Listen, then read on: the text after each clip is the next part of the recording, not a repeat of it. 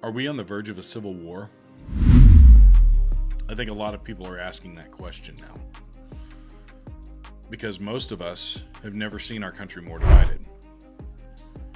And it seems like the politicians in Washington have no desire to break this division or to do what's right for the American people.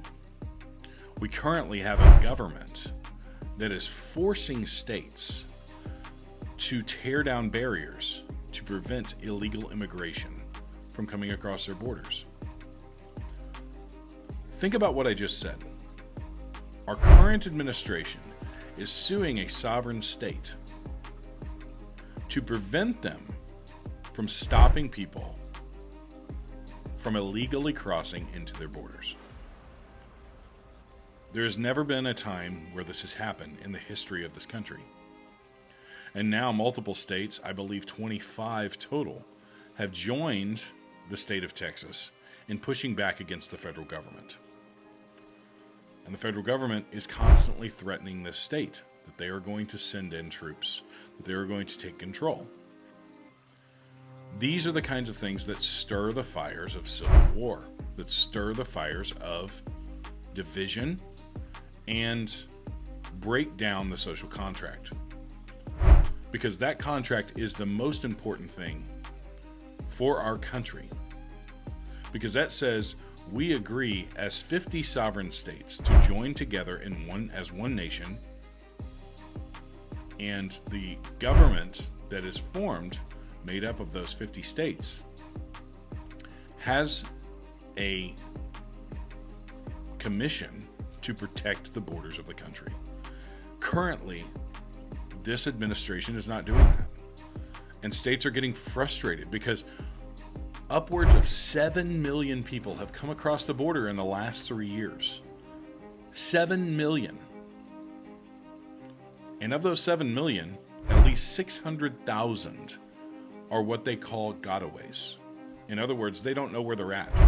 They don't know what they're doing. They don't know what their intentions are.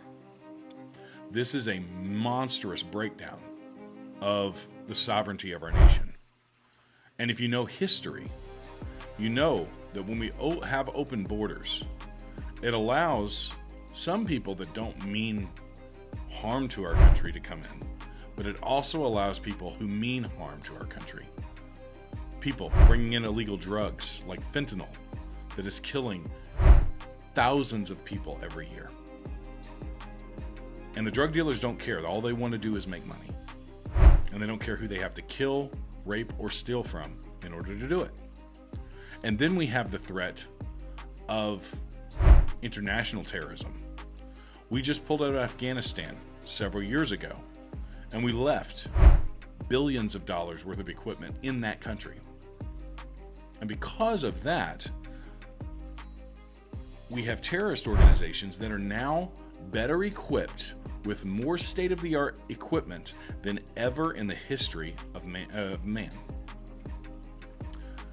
And now we have to worry about having an open border where terrorists with ill intent for our country could cross over and do terrible, terrible acts to enact revenge for what we did to them for 20 years in the war in Afghanistan.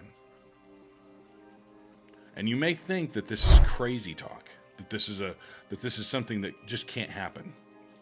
But this has happened in history.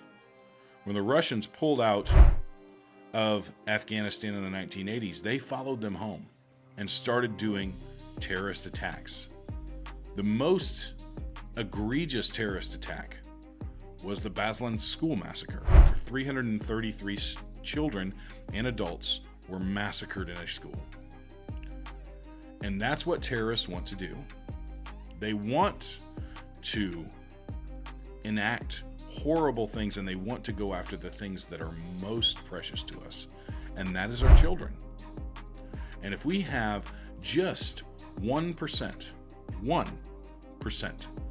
of the people that have crossed over into this country in the last 3 years, if just 1% are terrorists or drug dealers, then we have tens of thousands of them potentially in our country. And the government doesn't even know where they're at.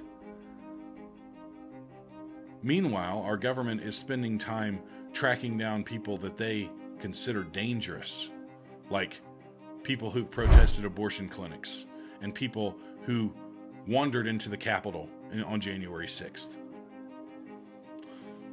Yes, I know that there was violence included in that, but the vast majority of people on January 6th did not engage in the violence.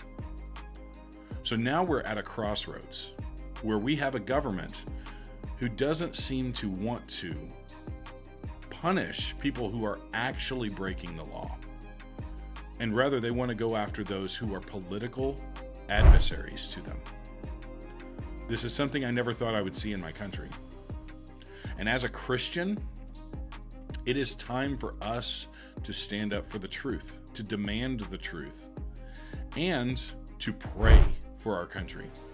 Because I promise you, we do not want a civil war. The last civil war that we had in this country, 600,000 men died.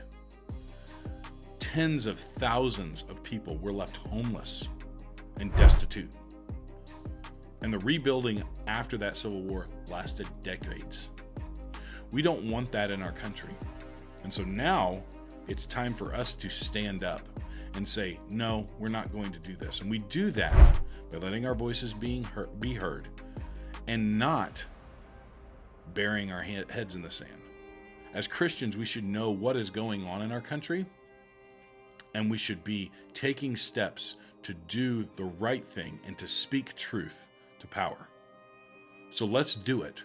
Let's join together and do what is right and speak truth and act like we believe.